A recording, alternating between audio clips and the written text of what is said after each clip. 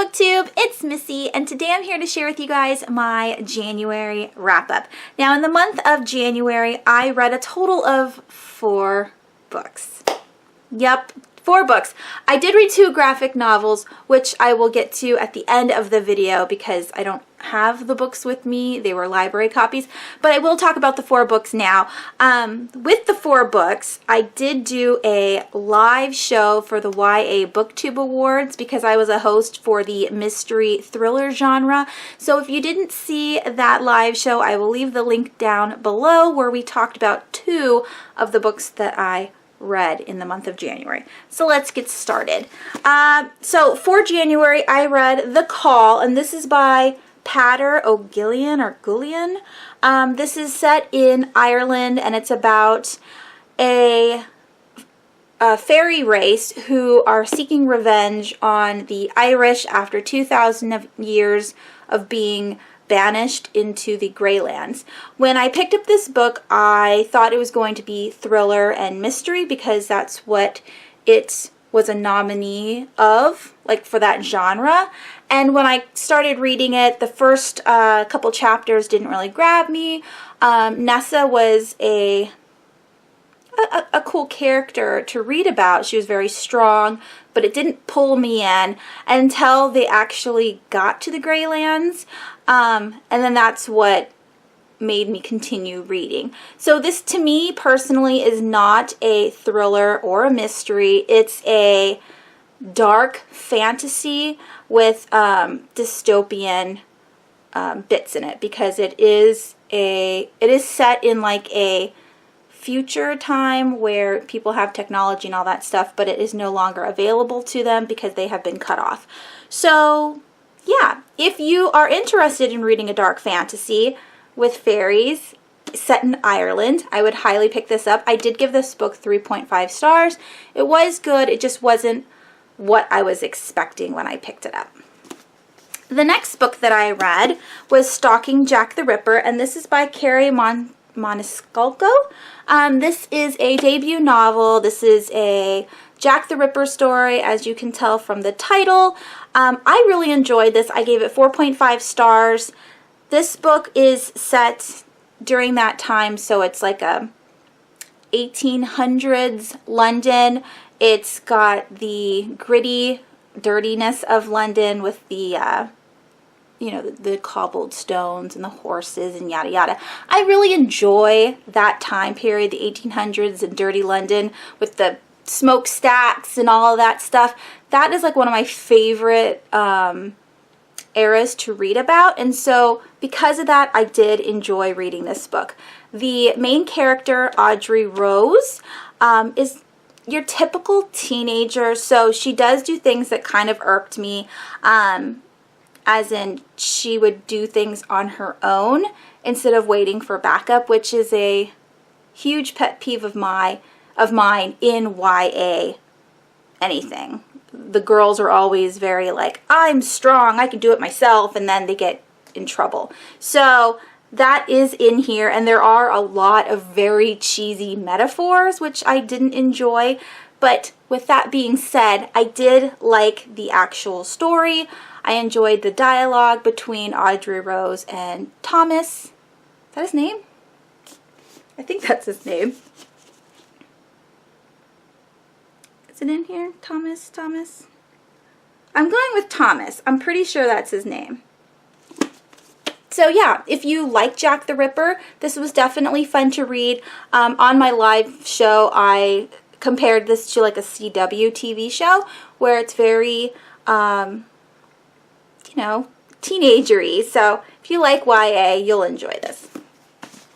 The next book that I finished in January is Beautiful Redemption by Cami Garcia and Margaret Stohl. This is the 4th and final book in the Castor Chronicles. I gave this book, let me see, I gave it 4 stars. Most of the books that I read in January got 4 stars. This was a bittersweet conclusion to the series. There were things that I was happy about. There was things that I was devastated about. I did like Ethan's take on well, it's not Ethan's take, it's Cami Garcia and Margaret Stoll's take on the afterlife. That part I enjoyed. In my opinion, I never want to like not have a place to go after I die. I know some people believe that when they're dead, they're just dead, and that to me is very sad. What else? Yeah, just, it was a good conclusion. I didn't find it extremely good, but it wasn't, you know, mediocre either, so that's why I gave it a 4 stars. And I'm very happy I picked up this series and read it, and I'm happy that I finished it finally. And the last book I want to talk about is The Girl on the Train by Paula Hawkins. This came out, I think, 2015? Is that when it came out? It's kind of old now.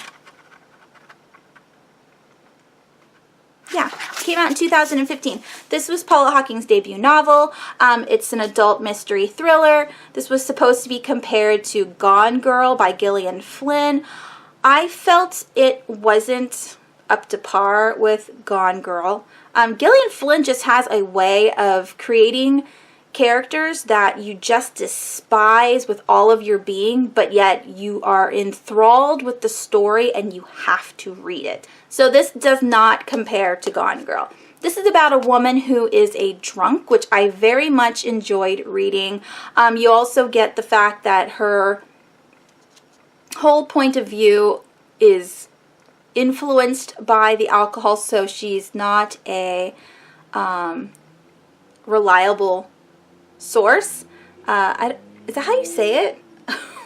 Anyway, her point of view is not reliable because she is always in a drunken state. It's also about a kidnapped woman. Well, a woman goes missing, and all of the other characters that are involved in that. Because this is a mystery thriller, I don't want to get too much into it. I do want to talk about just the main character. Because she is a drunk, lots of bad things happen to her that she can't remember or she can't explain, but she wants to get involved with the search and rescue of this woman that has gone missing, and it was so fascinating to watch it all go down in the book. Yeah, the only bad, okay, so I gave this book 4 stars, and what I didn't like about the book itself was the fact that all of the side characters were conveniently flawed. Not like in Gillian Flynn's books where those people have reasons to be flawed. These people were just flawed. And it made it seem like the only reason these people were really awful was to create a story. So it wasn't very realistic. I couldn't imagine me going out, like say into my apartment complex and finding all of these people living in the exact same location. So that was very confusing to me because they just seemed too, it was just too convenient. What did I think about the mystery? The mystery itself I did not get. I did not know who the killer was until about, I'd say like 5 chapters before the end. So right when our main character finds out who the killer is, or she kind of comes up with the idea, that's when I was like putting pieces together like, oh yeah, because for the longest time I was thinking it was several other people. So that was fun. Yeah, so if you like adult mystery thrillers, this is a pretty short one. It was a very fast read. I would highly pick it up. Like I said, I gave it 4 stars. I could not figure out the ending, which is always good. This one was a great conclusion. Again, this one is a mystery, which I could not figure out the killer until like it was right in front of my face. And I was blown away at this ending. I could not believe that that's how it would end. And this one, like I said, was a dark fantasy. If you like dark fantasies with fairies in it, it was pretty good. I was just not thinking it was going to be that. And those are the 4 novels that I read in the month of January. So for the last two books I want to talk about are graphic novels. Again, they're at the library, so here are pictures.